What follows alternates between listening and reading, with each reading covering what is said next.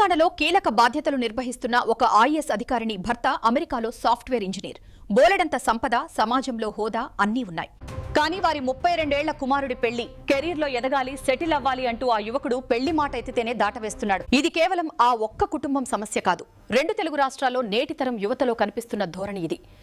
ఒకప్పుడు 25 ఏళ్లు దాటకుండానే పెళ్లి ఆలోచన చేసే యువత ఇప్పుడు 30 ఏళ్లు దాటినా పెళ్లి పీటలెక్కడానికి సిద్ధపడట్లేదు.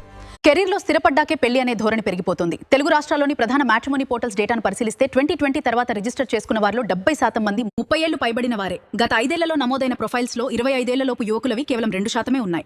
90%కి పైగా ప్రొఫైల్స్ లో 28 ఏళ్లు అంతకు పైబడిన వారివే. అబ్బాయిలు సగటున 32-35 ఏళ్ల మధ్య, అమ్మాయిలు 28-31 ఏళ్ల మధ్య వివాహ బంధంలోకి అడుగు పెడుతున్నారని హైదరాబాద్ కు చెందిన ఒక మ్యారేజ్ బ్యూరో నిర్వాహకురాలు తెలిపారు.